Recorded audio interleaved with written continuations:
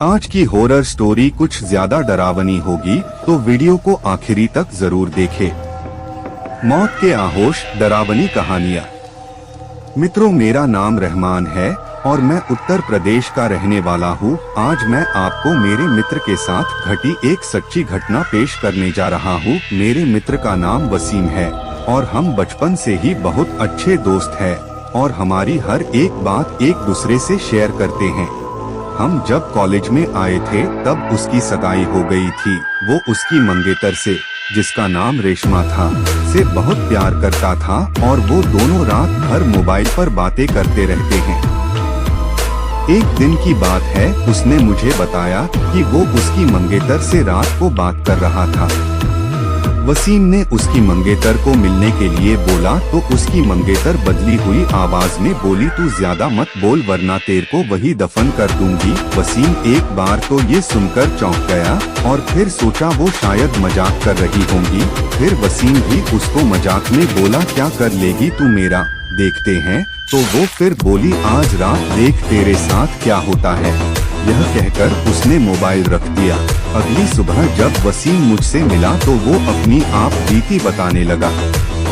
उसने मुझे रात को फोन वाली बात बताई और उस रात उसके साथ जो हुआ वो बताया। उसने बताया कि रात को 2 से 3 बजे के आसपास अचानक उसकी नींद खुली और उसके सामने एक सफेद लंबी दाढ़ी वाला आदमी बैठा था। वो बोलने लगा, ले आ गया मैं, अब देख तेरे साथ क्या होता है। उसने वसीम के गले को पकड़ लिया। ऊपर मेरी सांसें रुक गई। वसीम ने उसी वक्त अल्लाह का नाम लेते हुए नमाज पढ़ना शुरू कर दिया और वो उसके सामने से गायब हो गया।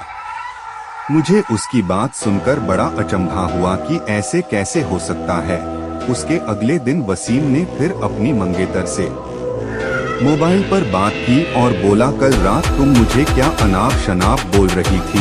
उसकी मंगेतर ने कहा, ऐसा कैसे हो सकता है जबकि कल तो मैंने फोन ही नहीं किया था। ये सुनकर वसीम के रोंगटे खड़े हो गए और उसने तुरंत फोन काट दिया। उसी वक्त वसीम ने मुझे फोन किया कि उसकी मंगेतर की तबीयत खराब है और कल उसके घर पर चलना है। अगले दिन हम दोनों तैयार होकर वसीम की मंगेतर के घर गए। वहाँ हमने दरवाजा खटखटाया तो उसकी मंगेतर सामने खड़ी थी और बदली हुई आदमी की आवाज में बोली, तू फिर आ गया ना, तूने अगर अंदर कदम रखा तो यहीं पर तेरा जनाजा निकाल दूंगा। वसीम बोला कि ये क्या बोल रही है तू। वसीम आगे था और जैसे ही उसने घर में कदम रखा उसकी मंगेतर ने दीवार पर टंगी तस्वीर उतारकर वसीम के सर पर दे मारी। उसके सर से खून बहने लग गया। वसीम के ससुर और सालों ने उसकी मंगेतर को पकड़कर बिठाया। फिर उसके सालों ने वसीम के सर पर पट्टी बांधी। रेशमा के दादाजी ने बताया कि रेशमा को जिन्न का साया लग गया है। इस पर वसीम के ससुर ने उन्हें अपना मुंह बंद रखने को कहा। थोड़ी देर रुककर हम वहां से सीधे अस्पताल जाकर ढंग से पट्टी करवाई। उसके अगले ही दिन मुझे वसीम का फोन आया कि रेशमा की तबीयत बहुत खराब है और वो अस्पताल में भर्ती है। वसीम ने बाइक निकाली और हम दोनों जल्दी अस्पताल पहुँचे।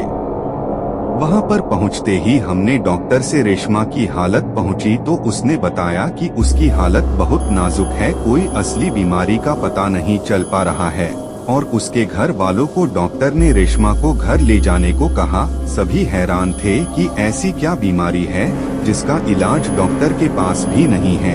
फिर उसके घर वाले रेशमा को घर ले आए। रेशमा ने वसीम को बुलाया और कहा कि मैं अब ज्यादा दिन जिंदा नहीं रह पाऊंगी और तुम किसी अच्छी लड़की से शादी कर लेना। ये सुनकर वसीम की आंखों में आंसू आ गए और बोलने लगा कि मैं तुम्हें मरने नहीं दूंगा। फिर रेशमा के दादाजी ने उसको पास ही के पीर बाबा के पास ले जाने को कहा। हम उसको पीर बाबा के पास ले गए और पीर बाबा ने बताया कि इसको एक बुरे जिन्न ने जकड़ लिया है, जिसकी वजह से वो इसके शरीर को नुकसान पहुंचा रहा है। अब बहुत देर हो गई है। पीर बाबा ने बताया कि इसका एक ही इलाज है, यहाँ से 80 किलोमीटर दूर एक दरगाह है, वहाँ इसका इलाज हो सकता है। और बाबा ने बताया कि इसके साथ वही इंसान जाएगा जिसे वो सबसे ज्यादा चाहती है। वसीम ने कहा कि मैं चला जाऊंगा, मुझे बाइक भी चलाने आती है। रात के 3 बजे वसीम और रेशमा दोनों बाइक पर निकल पड़े, लेकिन आधे घंटे बाद किसी का फोन आया कि वसीम और रेशमा दोनों एक्सीडेंट में मारे गए। ये सुनकर मेरा रो रो कर बुरा हाल हो गया। मेरा सबसे करीबी दोस्त अब इस दुनिया में नहीं रहा।